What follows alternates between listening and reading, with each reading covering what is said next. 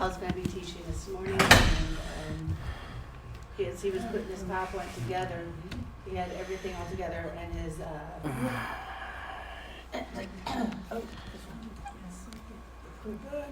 you don't use it. You get an extra.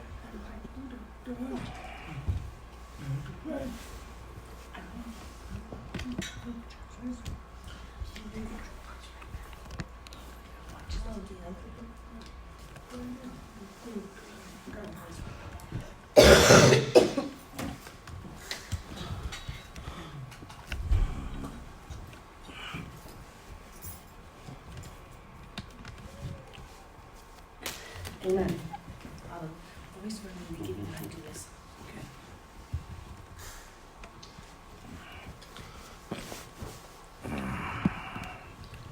I must explain something before we start. As I was reading, and I was looking into it, I was just myself, I was kind of, figuring out what I wanted to do. And as I was reading in Ezekiel, something struck me. I decided to go ahead and go with this topic. So I decided to go ahead. But before I wanted to explain this, so I was just reading it for my own enjoyment. And as I was reading it, I just really got into it. So I'm going to use that today. So to start with, I have this picture here, just a map. But I want to explain it. If those of you who are watching online, or maybe some of you don't know, Daniel, in Israel was right here. And what happened was Nebuchadnezzar, the king in Babylon, he went in and he took the people captive. This was like the third time. First they surrounded them, they took them captive. It was Daniel, the three Hebrew boys. They were captured for the first time. And then the second time they went in and they captured. And the third time they went in and they captured the people there. And then they brought them back into Babylon. And I'm going to explain a little bit of history before I go on with my lesson today. That way you know what's going on. First they were defeated. Yeah, first they were defeated, they took them on, and they went in again, and then the king's son and all them, so they took them, and then it took all the wise men, and they left that country. So he gathered all the smart people, the scholars, and all of them. They gathered them first. They surrounded the area and they took them into Babylon.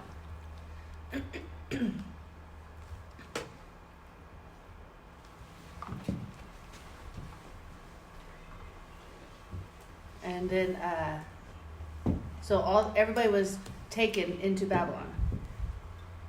So after that, on the third time, they took everyone and they took them all into Babylon. So that's just my short history of what happened there. So the first time they went in, they took Daniel and the three Hebrew boys, they gathered them all and they took them in. And my lesson today is about these four men.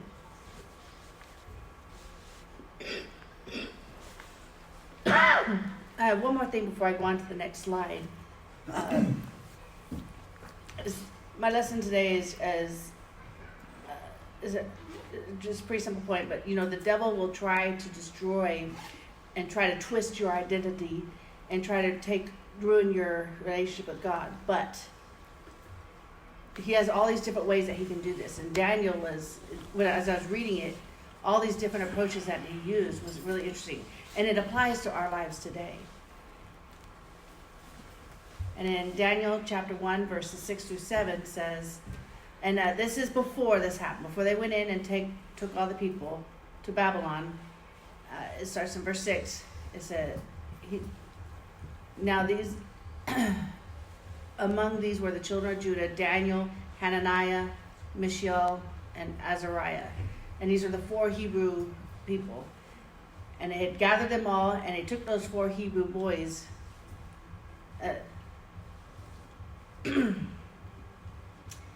So you remember, the devil wants to destroy your identity, and he doesn't want you to know that you're a child of God. He wants to try to, and your worship and your love for worshiping God, he wants to destroy that. Your love for giving, he wants to destroy that. The devil will try to destroy who you are and your identity. So he took these 4 Hebrew men, and he changed their name to make them match him. So, and then the verse 7 says, and he gave unto Daniel the name of Belteshazzar, and to Hananiah of Shadrach, and to Meshach, and to Azariah Abednego. So he took their names and of the 4 Hebrew boys, and he changed each of their names, changed their identity. So he changed their identity, their names, but he changed their name to change their identity, right? So the king of Babylon, when he went in, he knew all these wise men. He took them in because he wanted to benefit from them. So he took them and he took away their identity, and he said, now you belong to me now. You're not one of God's children, you are now mine.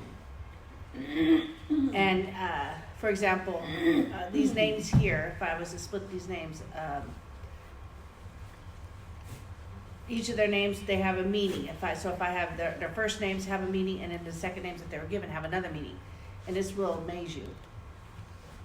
So for Daniel, Hananiah, his name means God is my judge. But when they changed his name, it was Baal will protect. And Baal was that false god. So he changed their identity and what their name means. And Hananiah is Jehovah is gracious. And he changed his name to Shadrach. It says inspiration of the sun. That's a false god too. And that's another false god. And Michelle is God without equal. And he changed it to Meshach, which says belonging to Aku, which is another idol. And Azariah says the Lord is my help, is what that name means. But when he changed it to Abednego, it means the servant of Nebo. So I did a lot of research last night, and I had a ton of pictures of these. That was hard to find. Bel, we all know what Bel is, and Aku, I'm not really sure. And Nebo here is kind of hard to find because it has so many gods. It was hard to find a picture of one that matches with each of those names and titles, but it was very difficult to find. But anyways, so these names, that they were Hebrew names and they belonged to God. And the king went in and he took them and he changed their identity. You're no longer a child of God. You now are mine. And he took them in. And that's what the devil would try to do to each and every one of us. So we, in our worship, and we're praising God, and the devil's trying to tug at us and pull us away. And he's like, you're not a child of God. I'm going to change your identity. Now you're one of us. You're one of those. Your identity is different now. And he tries to lead you astray into a false belief, false gods. So first, this was at the first attempt when they went in and tried to steal all the children and tried to take them. He tried to destroy the Hebrews' identity. So the first time, he took away their names. The second time that he did this is in Daniel chapter 1. I'm skipping a lot of verses because this story is a long story, so I'm doing a little bit of skipping here. This is Daniel 1 and 5. It says, and the king appointed them daily, a daily provision of the king's meat and of the wine which he drank. So the king himself would eat this meat and drink this wine, and he wanted all of them to become his servants, those Hebrew children to become his servants. So he wanted them to build up and be, strong like him. So he was trying to feed them the same meat and drink. And so nourishing them for 3 years. And at the end of those 3 years, they went to stand before the king again. So the king fed them for 3 years. There's this drink and this meat, and he expected them to be nice and strong men. They're scholarly men. So 3 years of studying and all this, you should be ready. But what happened was, in verse 8, it says, "But Daniel purposed in his heart." So he's like, I don't want to eat that king's meat. I don't want to eat his meat. He didn't want to defile himself with a portion of the king's meat. He didn't want that. He didn't want to have that in him. And he says also with the wine, yeah, he didn't want to eat that portion. I know this is a little bit off topic here, but the meat could be a symbolize of other things. He didn't want to eat the meat. It could have been lobster. It could have been whatever kind of meat it was. It was just whatever the king, his food. He didn't want to partake in that. And also, back in those days, meat was used as a sacrifice for false gods. And that meat, after you sacrifice, you're not supposed to eat that meat. And the Hebrews knew that meat was sacrificed to a false god, and they did not want to eat that meat. So there were many other reasons that it was possible he didn't want to eat that meat, but he knew it was defiled, and he did not want to eat that meat. In verse 9, it says, "Nor with the wine which he drank. Therefore," so he knew that the king wanted him to eat of this, but he did not want to. So he requested the prince, and this is those that are higher ups and the eunuchs, those that are in charge. He asked for a meeting with them that he might not defile himself. Verse 12 says, so, and he says, "Prove thy service, I beseech thee, 10 days. Let them give us plus to eat." Pulse. Let them give us pulse to eat and water to drink. So they didn't want the king's meat and the king's wine. They wanted vegetables and water. And verse 13, 12 and 13, and let me see. I'm going to skip this one verse here. I think I skipped some, but what happened was that the eunuchs all told him, "You're going to eat only vegetables and water? But the king will get mad at me because you won't bulk up and get strong." But he said, prove me. Let us 10 days to do this. Just 10 days, and you watch. If we fail, fine, but you watch. Let me at least try this for 10 days. And then let our countenance be looked upon before thee. So he's talking to the eunuchs here, the rulers, and he said, "And a countenance of the children that eat at the portion of the king's meat." So those that are eating the king's meat, and they're drinking his wine and his meat, compare them with us who are eating vegetables and water. And it goes on, it says, "And as thou seest," when you compare the two of us, "then you can deal with us, deal with thy servants." And verse 15 says, "At the end of the 10 days, their countenance, they appeared fairer and fatter in flesh than all the children which did eat the portion of the king's meat." So they were stronger and more bulky. They had more bulk to them compared to those who were eating the king's meat. So first he said, first they changed their name to take away their identity, and that failed. Okay, so then he said, okay, so fine, I want you to eat this meat and of the king's wine. And they said, no, we are not going to follow that. So we don't want to eat your meat is defiled. And so he failed there. But when they ate the vegetables and the water, they were bulkier and stronger than the others that ate the king's meat. Okay. And then the next one, there's a lot of verses here, and I'm going to try to Instead of just reading them all to you, I'm just going to give a brief summary of it. So, this one I didn't read these verses here and was pointing them out to you. I mean, if I point them all out, it'd be very lengthy today. Oh, this verse says, after 10 days they were countless. That's what they looked like and how strong they were. And also, there was like a line, this is very interesting here. There's a list here, and I'll explain more as we go on.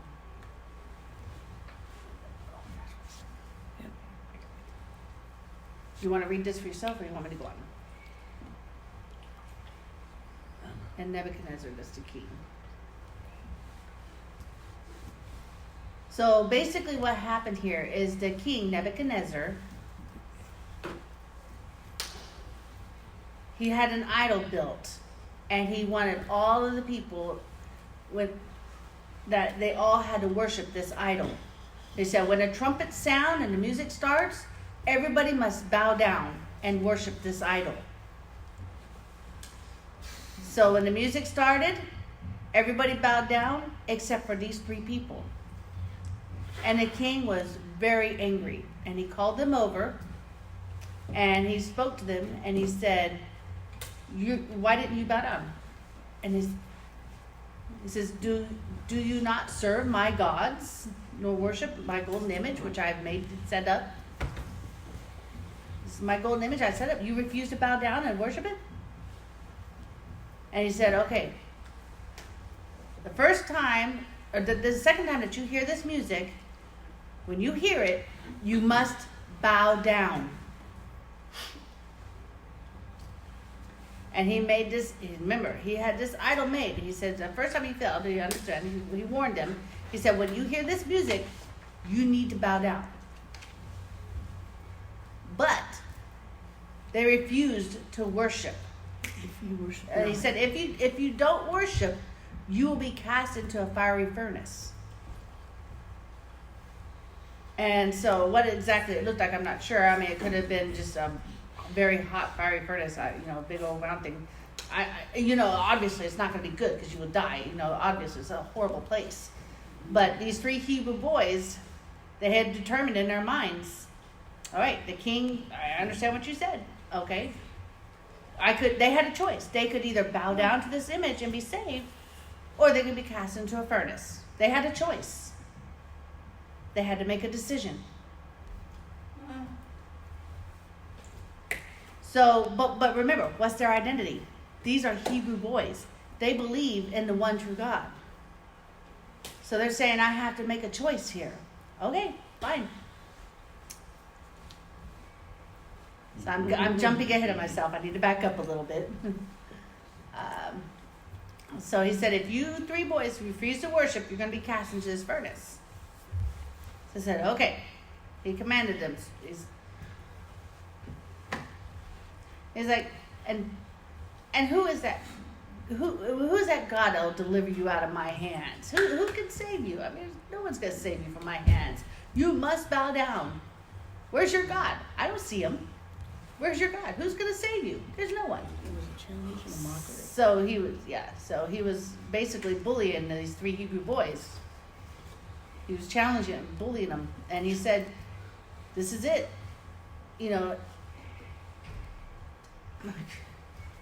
It's like in the world, they're trying to, this story, they're always like, the music, he said, where's your God? He's mocking him, saying, where's your God? I don't see your God. So he's just basically just putting them down and just bullying them. So the three Hebrew boys answered him and said, "O King Nebuchadnezzar, we are not careful to answer thee in this matter." And that was their answer to him. Basically, it was an easy decision. They didn't just beat around the bush and try to jump around the issue. They just flat out told him, we are not going to bow down. We refuse to bow down. If you're going to throw us into the fire furnace, that's fine. Go be it so. Our God, whom we serve, and mind you, this king is over here mocking him, saying, where's your God? I don't see him. But they're saying that God that we serve, he is able to deliver us from the burning fiery furnace. And he will deliver us out of thine hand, O king. So they just flat told the king straight up, nope, we're not going to bow. We serve one God and he's on our side. And the king's mocking him, saying, where's your God? Who's going to save you? And they're like, I'm not worried. And he said, but, if it be not, if he doesn't save us, and you cast us into the fiery furnace, oh well. We will not serve thy gods, nor worship the golden image that you have set up. So this king he's telling them the first time they didn't kneel down and worship. And so he told him again, he said, okay, but they mocked him, saying, where's your God? Who's going to save you? And the Hebrew boy said, God will save us. God will deliver us. But if he decides not to, it doesn't matter. We still will not bow down and worship your gods. So the first they took their names away, and that failed. Then they tried to force him to eat the king's meat, and that failed. And now he's trying to force him to bow down and worship these images. Let's see what happens here. But remember, and when the king said, and who is that God that shall deliver you out of my hands? Okay, remember that. It was like a challenge in God. It was a challenge to them and God, yep. So notice, O Shadrach, Meshach, and Abednego, these three names, that's the names that he changed them to. But their real names were Hananiah, Mishael, and Azariah. So he tried to change their identity, but their name changed. It didn't take them away from being a Hebrew. They took away their Hebrew name and tried to separate them from their God, and changed their name and tried to push them to become like him, to become one of his. Force them to change their past. Yeah, try to force them to forget their past, number one. And then the three Hebrew children, they refused to bow down, and they said, whether we live or die, we still will refuse. So the king was furious. The Bible says he was full of fury, and the form of his visage was changed against them. So he didn't just, get frustrated with them. He lost his temper. Can you imagine approaching the king? And he just becomes enraged. I mean, normally you would be fearful because he would just blow his top,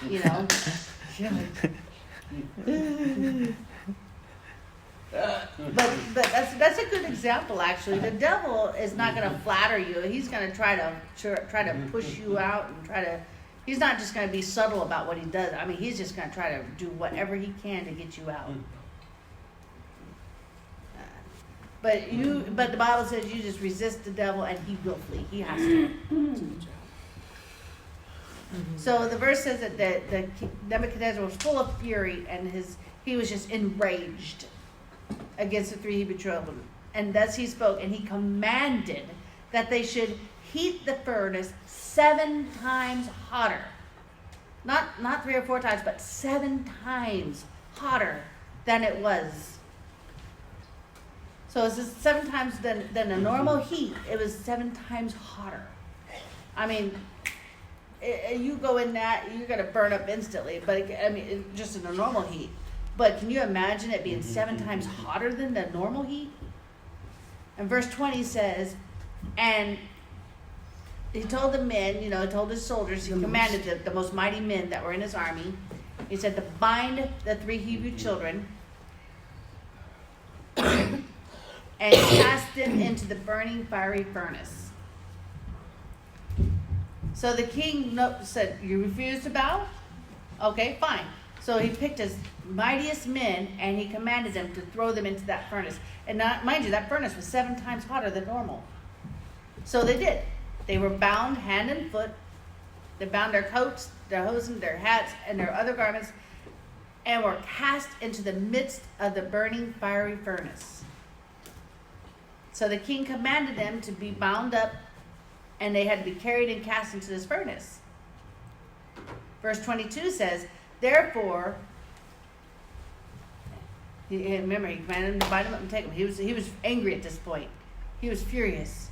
He didn't just say, hey, take these men. No. I'm sure he just was very angry when he's declaring this. So make that furnace 7 times hotter. I mean, he was furious. So can you imagine that heat coming off there? The flames and the heat was so hot that the men that threw the 3 Hebrew boys into that fiery furnace, they died as a result of that extreme heat.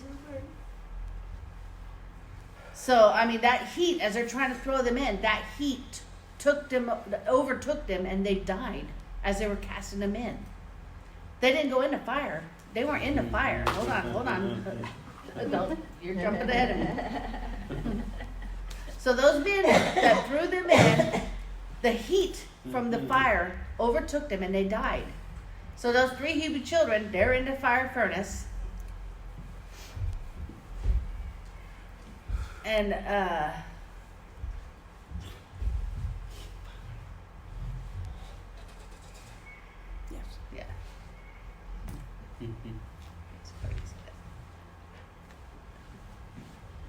And in verse 24 says, you know the story, then Nebuchadnezzar, the king, was astonished when he looked in there.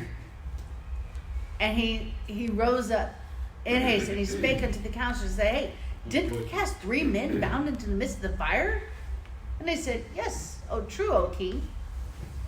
And verse 25 says, lo, I see 4 men loose and walking in the midst of the fire, and they're not even hurt.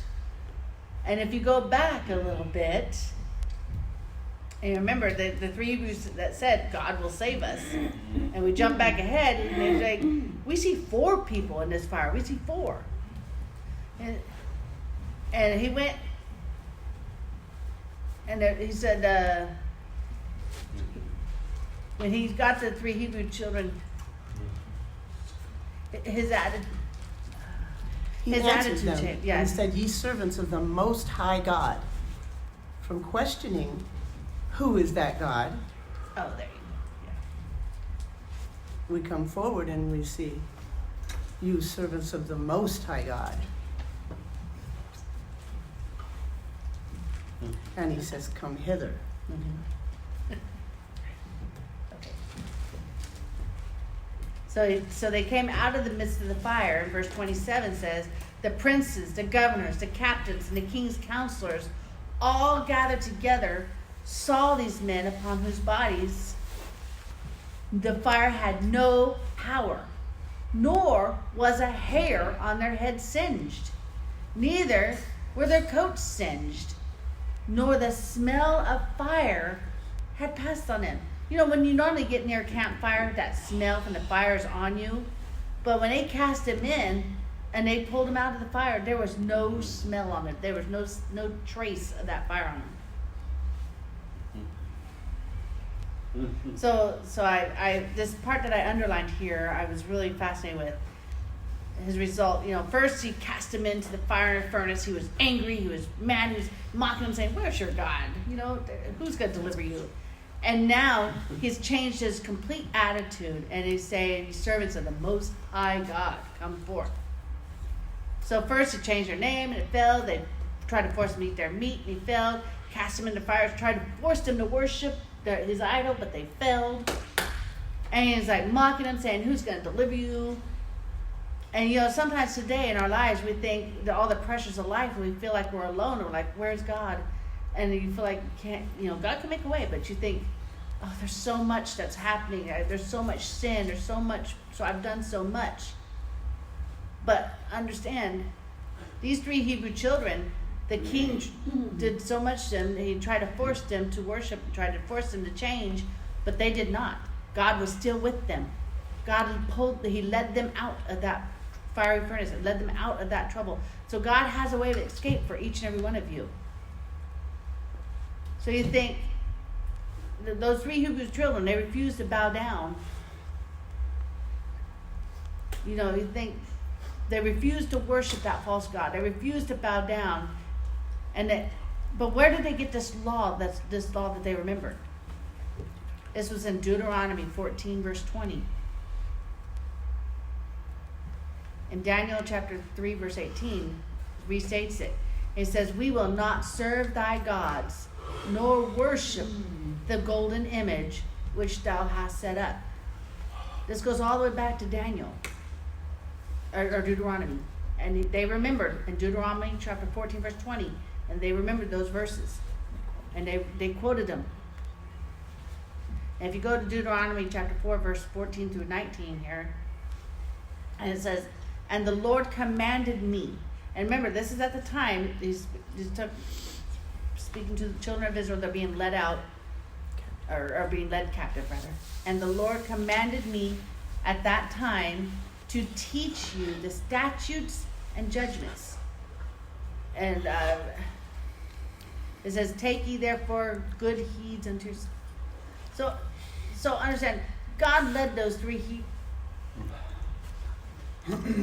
He said, God, they did this for God. God led us out. But you might do in the land He whither said, you go. he said, wherever you go, that God will lead you out. He said, no matter the similitude on the day of the Lord spoke unto you in Horeb out of the midst of the fire, lest ye corrupt yourselves and make you a graven image. The similitude of any figure and the likeness of male and female. So he said, lest you corrupt yourselves and make you a graven image. Just like the King Nebuchadnezzar, you know.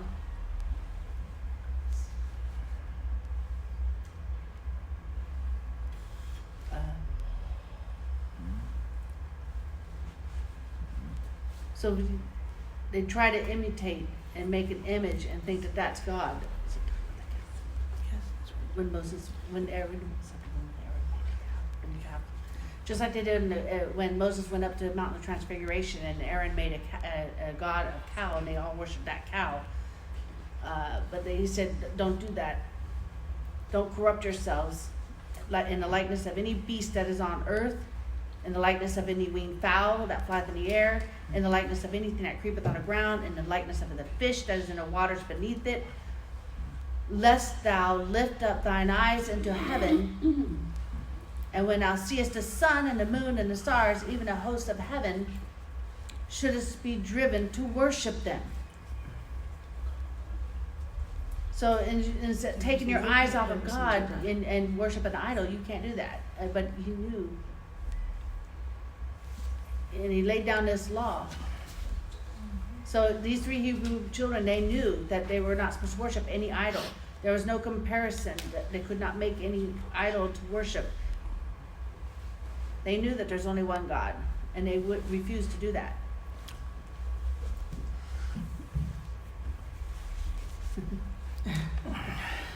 Love the word. They couldn't. It's actually 19, not 20. Oh, it's 19, not 20. Oh, I see. Okay. It's actually verse 14, verse 19, not 20. But anyway, so these three Hebrew children, they knew the teachings from the old, and they said, we will not worship the fish, birds, animals, sun, moon, stars, anything that they emulated or copied or made. We will not worship any of those idols. And the king, you know, they have many different gods. They worship the sun, they had the god, the moon, and they worship so many different idols, so many different gods, but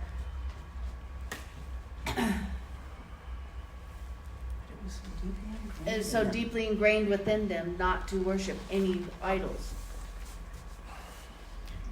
So the king could not take that out of them. He failed each time to try to change and take away who they were. And they had faith in God, just like each and every one of us were supposed to also. We should have faith in God and fully trust in God, and not follow. And even though the world tempts us and tries to pull at us, we can't just let go of God for a moment and go into temptation. We have to continue. The devil is going to continually try to take you away and steal your identity and pull you away and distract you, but stay firm.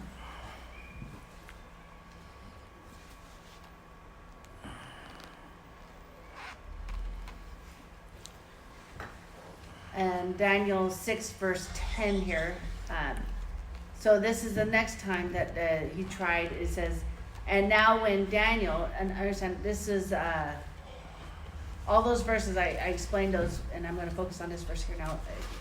It says that now when Daniel, the king was jealous of Daniel. King's servants. Oh, servants. The king's servants were jealous of Daniel, sorry.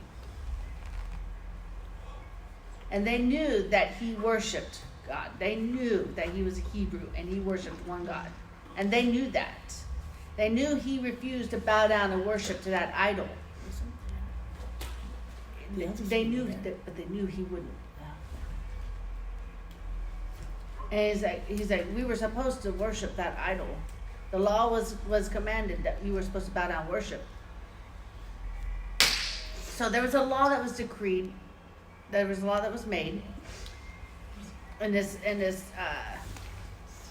all the servants, they all knew that Daniel would not abide by this law. They knew that they would not worship the king. They knew this.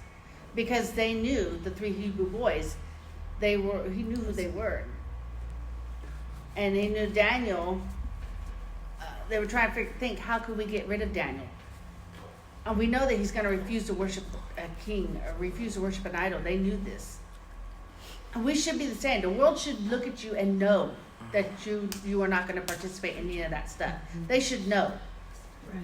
So, and we're supposed to sow the seed of truth, and our life is an example as well. You're supposed to talk right. You're supposed to live right. And you be a witness. If you're a witness and you're on one hand, but then you're sinning and doing things that you want on the other side, your witness is not a good witness. As is like Daniel. He refused to bow. But how did those people know? Because of his life. How he continued his everyday life. So they went ahead and made this law saying you cannot worship any other God. You must worship me. And Daniel, when he heard of this law, he's like, okay. He was not fearful. He was not afraid. He went home. He opened up his window. He did not privately and hide under his bed and pray or anything like that. No. So they said, we must worship only the king. That's a new decree. Fine. He opened up the windows and he prayed in front of that window. And he was not afraid of anything.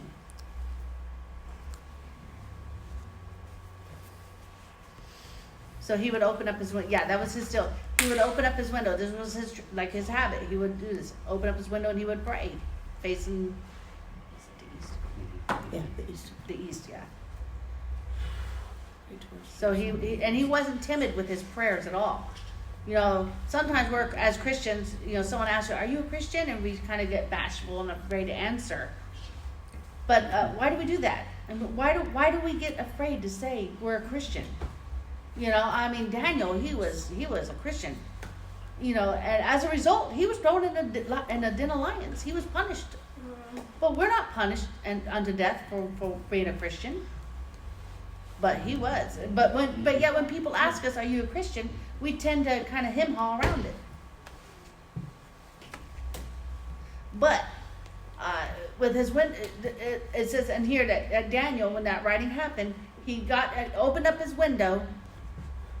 And he prayed 3 times a day. 3 times. And he was not afraid of it. He's like, it was kind of like he was saying, you watch me. I'm not going to change who I am. I'm not going to change what I do. And he prayed. And he gave thanks before his God as he did aforetime. So this is everything he's been doing. He was not going to change what he was doing from day to day. And verse 11 says, and they knew Daniel. They knew what he was going to do. So and these men, they assembled. That means they came together. They knew what Daniel was going to do. So they knew about the time Daniel was going to pray. They knew about his time. So they kind of got together and for the purpose of catching him. So the world should know your traditions of going to church. They should know that your habits, what you do. They should know what you do. It's just like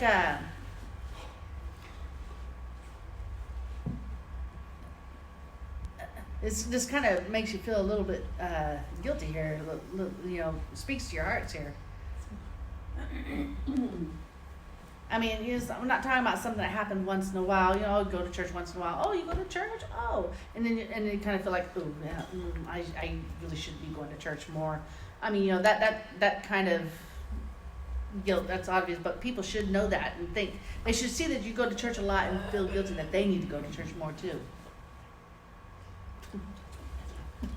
Roundabout way. For like an example, Candido says, like at work, if you go around and you never speak anything, you never witness. Yeah, and if they don't even know you go to church, you should feel guilty about that, I've worked with somebody for 2 years and they didn't know you went to church. That should be a shame. You should feel guilty for that.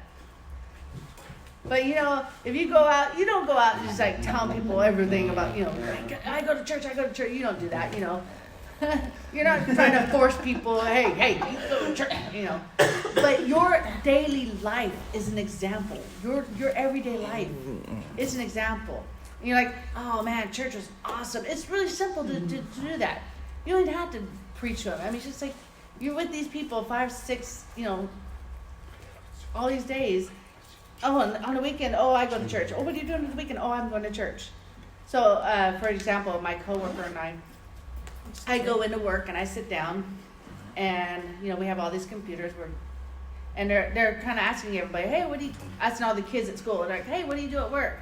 And they come to me and like, oh, hey, what do you do at work? And it's like, oh, on the weekend? Oh, Saturday I tend to go get coffee. And then my other coworker goes, oh, you go to church, right?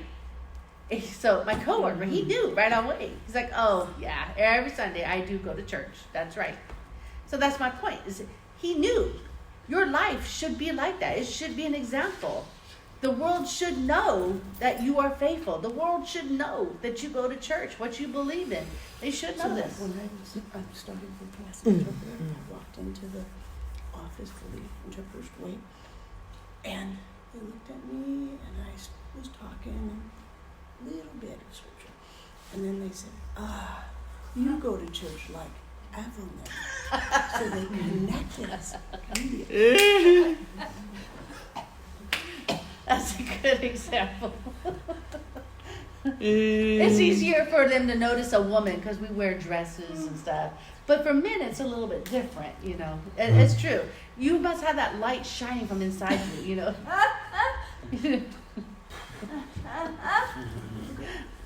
But anyways. Anyway, this was different in school, but every day you go in the office, you sign in, you do your work, you sign out, you leave, I mean, that's, you do that every day. But, I don't really talk to receptionists at work or anything, but I go into the office, I sign in, and I go to leave, and I go into a different school, whatever. But one morning it happened, I just went in, I sat my coffee down, and I was signing in, and I heard somebody call me out, and I'm like, huh? I never speak with them in that office, I've been there for quite a long time, a year, and I've never spoke to anyone in there, and they called me out, and I was like, huh? Hey, are you, what? Azusa. Azusa. Are you Azusa? And I'm like, Azusa? They're like, yeah, Azusa Street. You know about that? Oh, you mean Pentecostal? Yeah, that's it. Are you Pentecostal? But I never said a single word to them. Not one word. But my point is, you think, men can't show that you're a Christian, but no, you can. I mean, obviously women are more obvious, but men, your life, your everyday life is an example. It is proof of who you are. So, they asked me that, am I Azusa? And I'm like, I hadn't even said one word to them yet, but they noticed it and they caught it. So they knew about Daniel. They knew when he was going to pray, and so they all got together, ready and waiting for him to do it.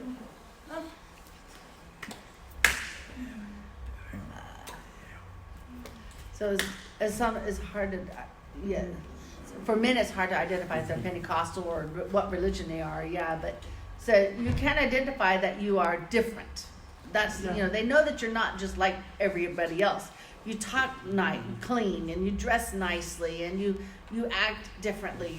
You're nicer. You're more, So they notice a difference in your action. So I mean, I know I'm getting off topic again, but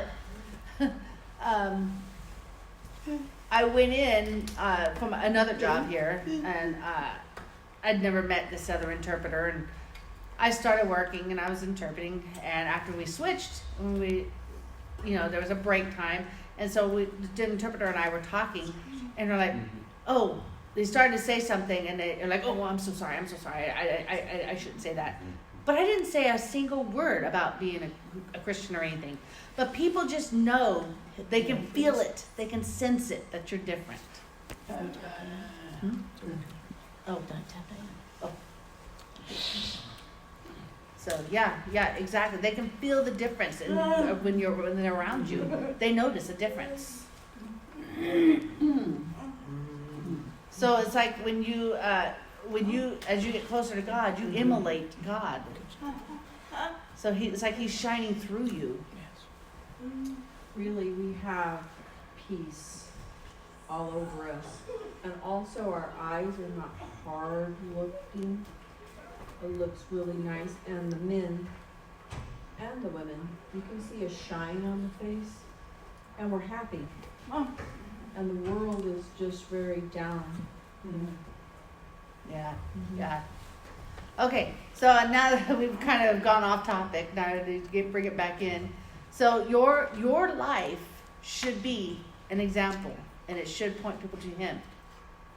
So he tried to force them to change their identity, force them to eat, force them to bow down, but they wouldn't. They refused to change. So no matter what comes against you, no matter what they try to force you to do, you remember, resist the devil, and he will flee. He will flee. Just resist him. All that temptation that comes, he'll try constantly, and he'll try to change your identity. But you need to keep your identity, and don't change. They couldn't change their name, force them to change their identity. Couldn't force them to eat the king's meat. Couldn't force them to bow down. He knew that. Okay, so now Daniel. They knew that Daniel prayed 3 times a day, and these men they sought out to catch him at it. And I noticed something here that was really amazing. So this is later in Nebuchadnezzar. This is a different king. This is King Darius. King Darius. It's a different king, and he didn't know Daniel. So, but understand, Daniel did not change. He stayed the same. He didn't change. He was still a Hebrew boy. He was. He was about maybe 30. How do you think Daniel was about this time? 30s? You say 50s? You say maybe he was like 35. Most scholars believe, and they've done some research, and they believe. Oh wow. Most believe that he was between 80 to 90 years old at this time. Wow. But King Darius couldn't. Daniel didn't change. He would not change. And he was, as a young child, he was changed. He was kidnapped. He was taken away into Babylon and tried to force to change, but he maintained into his elder years. Could you imagine every single day dealing with this oppression, dealing with this trying to force you to change until you're 80 or 90 years old? Some of us, we get so sick and tired, like, oh man, why? Why am I wasting my time here? But he was 80 to 90 years old. He's an old man at this point. So here he is. He's still going up at that window, and he's still praying 3 times a day. It's hard to forget when you face the lions and God. Well, that didn't happen quite yet, though. That didn't happen. Daniel Lyons did. It wasn't happened yet. This was later. You're jumping ahead of me. Don't look ahead. Put the cart before the horse. But Daniel's life, he went through King Nebuchadnezzar. He went through King Darius. But what I read, this will really shock you. Okay, it's hard to forget when the 3 boys were cast in the fire. Okay, so as I was reading this, I asked my dad. I told him to look at this here, and I showed it to him, and I had never noticed this before. This is Daniel chapter 6, verse 11 and 16 here, and he told the king. He told him. They tried to change the law, say, the law's changed. Once you change the law, it's there, it's settled. You can't change the law anymore. So the king was stuck, so he said, and the king commanded, and they brought Daniel, and they cast him into the den of lions. So this is where it happened. So now, as the king spake unto Daniel, this is King Darius. This is not King Nebuchadnezzar. This is a different king. So the king had spoken unto Daniel, and he said, Thy God, whom thou servest continually, notice this, he will deliver thee. So King Darius and the other king, Daniel, they were two good friends, right? They were both of them, they were really good friends together. And the king had faith. He didn't serve Jehovah God. He did not serve God. But he told Daniel, he said, your God, he'll deliver you. Notice the difference. He knew what Daniel did. He knew he had power. He knew that he had a connection with God. And it's as simple as that. So he said, your God will deliver you. And notice this, he says, thy God whom thou servest continually. Not serve God on Sunday and then go out and do everything in the world and whatever and then turn back, It's no. He lived his life continuously. No matter what happened, things came up, we'd get overwhelmed. Sometimes we get led astray or, get distracted. But Daniel served God continually. But King Darius, he knew this. And this really was interesting. He did not serve God. King Darius did not serve God. But he had more faith than some of us do in God. Darius knew that God would deliver him.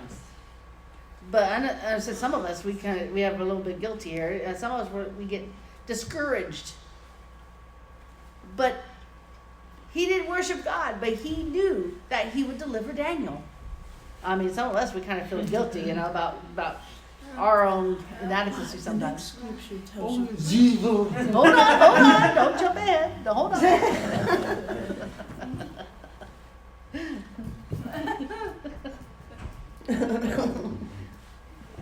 And then verse 19 here, I'm skipping some verses here, but, I was trying to get this together. And so the king was really distressed and worried what was going to happen. So they cast him into the fiery furnace, and the next day he rose up early in the morning and went in haste to the den of lions. I mean, he went quickly. I mean, he just ran. I mean, who knows? He probably didn't even comb his hair. But he expected something. That means he knew something was going to happen. He knew. He didn't, if he thought they were dead, he would have been distraught and didn't want to go. But he got up early in the morning, and in his haste, he went out to the den of lions. So he booked it. He booked it to that den because he expected something to be happening. Yep. Verse 20 says, and when he came to the den, he cried with a lamentable voice. So he was very distraught, but he wasn't happy. Because it had never happened before. And the king spake unto Daniel and said, O Daniel, servant of the living God. Notice this, the living God. I thought this was pretty interesting that he said this. The emphasis is on the living God. I mean, they have all these idols here. They have these idols. And so his choice of words was really interesting here. He said, O Daniel, servant of the living God, is thy God whom thou servest continually? Again, there's that word continually. able to deliver thee from the lions? And of course, obviously, we know the story. But he pulled him out of the den of lions, and he put those servants into the den of lions, and they were destroyed. So this shows Daniel served the Lord continually. Against opposition, he continued serving the Lord. But many people noticed, the king himself noticed this about Daniel. He knew the God he served. He knew. Just like the world should know. That applies to our lives as well. When people look at you, they should know that you have a connection with God. They should know that there's something different about you. They really should know this. And you don't have to go out there and preach in the streets and holler, and you don't have to do that. It's just, scare people away. You don't want to do that, but the next part, and we'll go quickly to my point here. Are there any questions before I move on? Yes, sir. All right. Now in Ezekiel chapter 3, verses 17 through 21, God spoke to Ezekiel.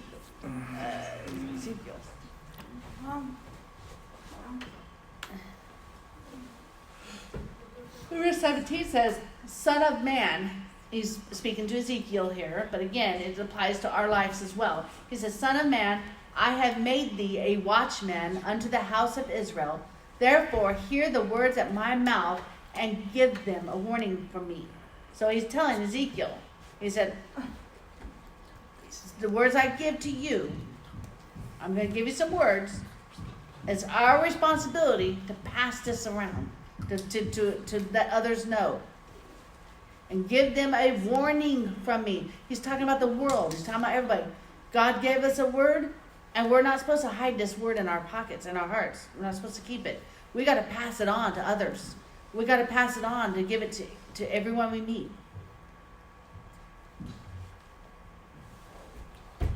Verse 18 says, when I say unto the wicked, he's saying you got to warn them.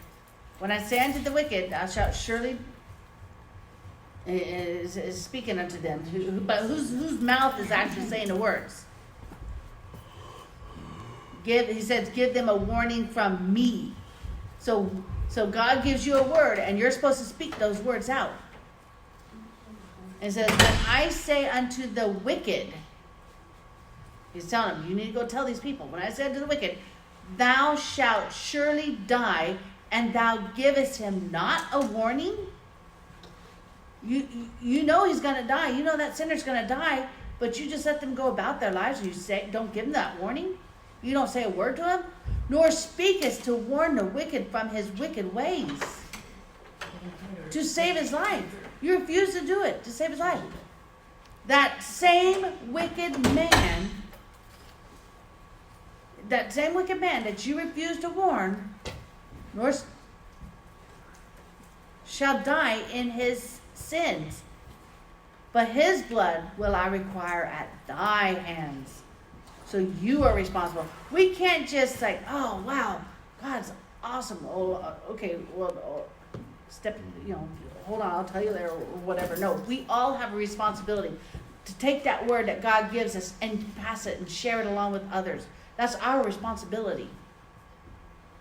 Verse 19 says, yet if thou warn the wicked, if you warn them and they ignore, they turn not from their wickedness, nor from their wicked ways, he shall die in his iniquity, and thou hast delivered thy soul. So if you warned them of their sin, and they don't, they'll be punished, but you're not at fault.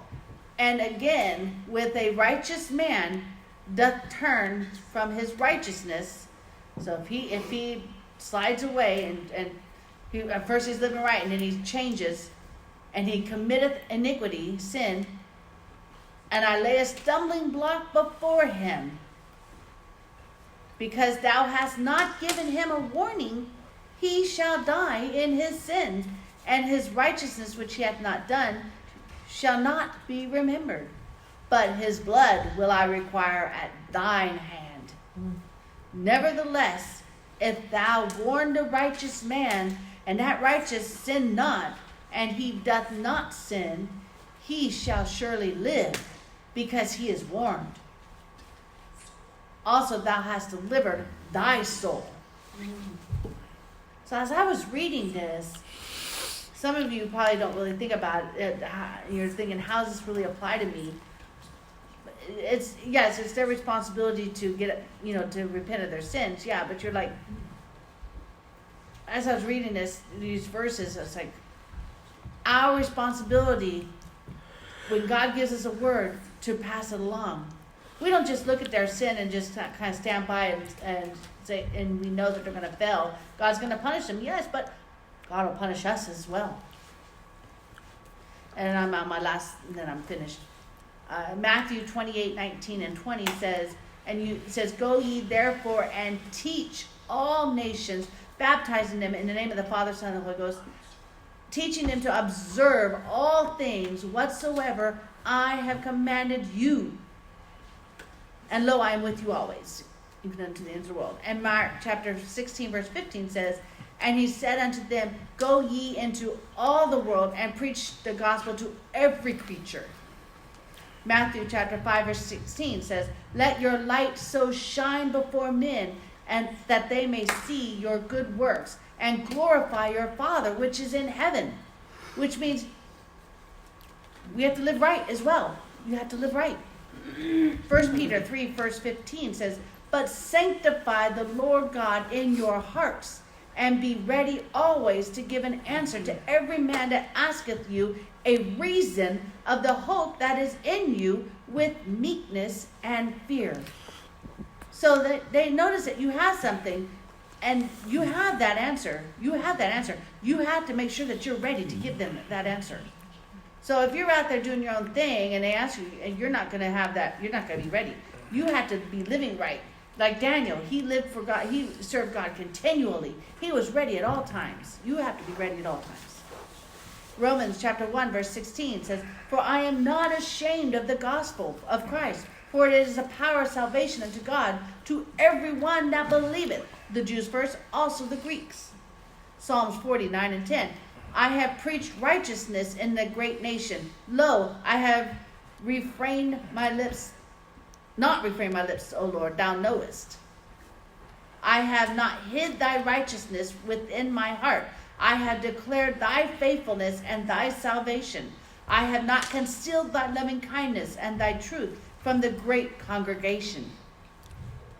And there's so many more verses than this. So many more. So, policy at work in most jobs cannot witness, cannot go and, oh God, but through this, like Daniel, they will know you, so God. And I know, problem me is I failed a few times. Why? Because I, oh God, but I said, I didn't tell them. They asked me. And that is why I live right. I wait for them to ask me, and I prepare the answer. Exactly. That's that 1 Peter 3:15. That's that 1 Peter verse. I had so many more. I mean, there's so many more verses I could have picked and put up here as well. I mean, I could have just. This is only 6, but there's so many more I could have put up here. And then Ezekiel 3:17 through 21. It is our responsibility to live right, to do right. The world is watching us. They're watching us. Yes, they'll come against us and they'll tempt us and all that, but we've got to remember, you got to live right, you got to act right, you got to walk right, talk right. They're watching you. They're watching you. So if you fall, get back up again. Don't just sit there. Get back up. They're watching you. So they're watching. They see when you fall, and the world is watching your life. They're watching how you live. Be careful what you say. You go out there and you got to show your life. You can't just go out there and just. That was like lightning force. Wow, that was a very good lesson. So these words, I mean, there's all these words on the screen here. That was really good. Wow. I really enjoyed myself tonight. As I was reading it, and I read some more, and then we were doing some research for teaching us for today. That he did a very good job. And yes, your everyday life, the world is watching you. And that is so true. Your neighbors are watching you. My coworkers. Well, now I'm retired, so I don't really have coworkers. I can't say coworkers anymore. I used to be, I remember a while ago, I used to work. It seems like so long ago now. She said, your kids are watching me. That's right. That's a good point. Yes. My kids are watching me, and you've got a good point. So, was one time, I was talking to someone at work, and she said, oh, I'm sorry. And she says, I didn't tell him I went to church, but she knew to be careful what to say. So, but anyways, that was a really good class.